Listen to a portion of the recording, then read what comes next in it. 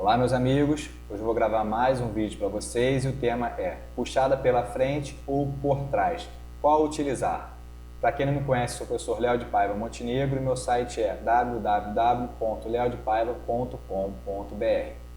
Eu selecionei esse tema hoje porque apareceu uma postagem que eu fiz em 2014 sobre as variações da puxada. Eu acredito que muitas pessoas ainda têm dúvidas sobre qual variação da puxada utilizar, se utilizar a puxada pela frente ou puxada por trás, por que às vezes a gente deve evitar a puxada por trás. Então a gente vai tentar falar um pouquinho sobre alguns aspectos da puxada e ver a diferença entre a puxada pela frente e puxada por trás.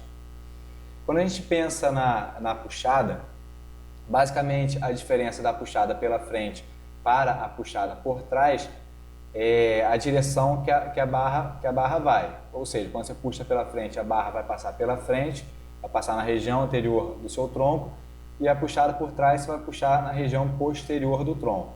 Basicamente, essa é a diferença.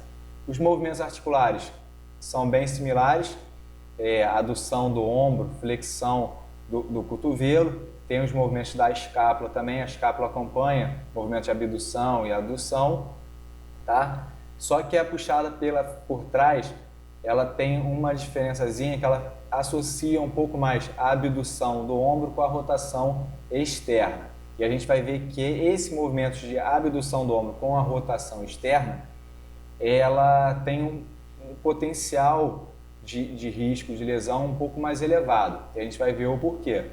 Em relação aos músculos que participam desse movimento, basicamente são os mesmos músculos nas duas variações: latíssimo no dorso, redondo maior, trapézio inferior, peitoral maior, bíceps braquial e braquial.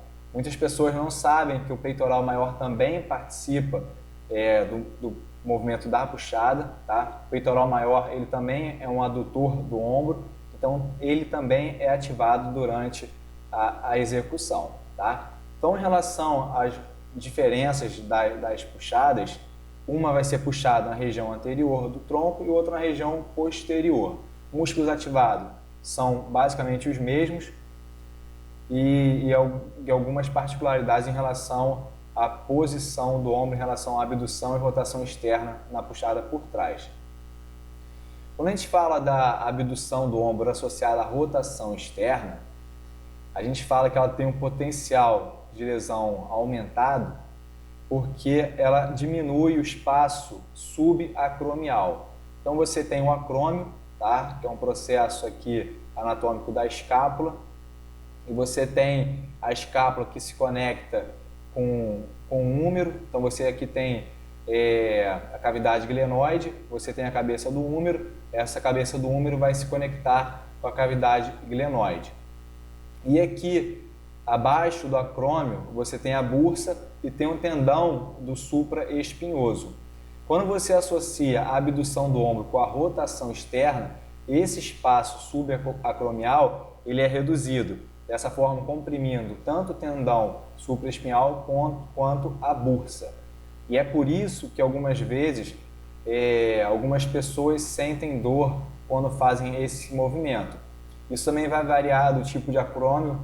Tem pessoas que têm um acrômio mais ganchoso e provavelmente vai sentir muito mais quando faz esse movimento. Então vai depender muito também de quem está fazendo. Se a pessoa já tem um acrômio que é mais ganchoso, quando fizer essa abdução do ombro com a rotação externa, essa compressão vai ser um pouco maior. Então você vai comprimir a bursa, vai comprimir o tendão supraespinhoso e vai gerar dor. Então tem essas variações anatômicas também que podem selecionar quem vai conseguir realizar a puxada por trás ou não. Outro ponto importante é em relação aos acidentes. Várias vezes os cabos dos aparelhos arrebentam, muitas vezes a barra que está sendo movimentada, ela colide com o corpo, e ela, dependendo de qual exercício você fizer, a região que vai sofrer essa colisão, ela pode ser mais sensível ou menos sensível. Então vamos supor que você está fazendo a puxada por trás e o cabo, por algum mecanismo, o cabo arrebente e essa barra ela gere uma colisão com a sua região cervical. A região cervical é extremamente sensível. Se você gerar alguma lesão nessa região, pode ser que algo mais grave aconteça. Então são alguns fatores que pode ser que não aconteçam, mas se acontecer também tem um risco grande associado. E por isso que algumas pessoas falam para que seja evitada a puxada por trás. Então o mecanismo de lesão, de abdução do ombro, mais a rotação externa, comprime a bursa e o tendão supraespinhoso. E caso de acidente, se o cabo arrebentar, vai gerar uma colisão com a região cervical, que não é muito interessante. A gente sempre deve pensar no custo-benefício, quanto que isso vai me custar e qual o benefício que eu vou ter com a escolha do exercício.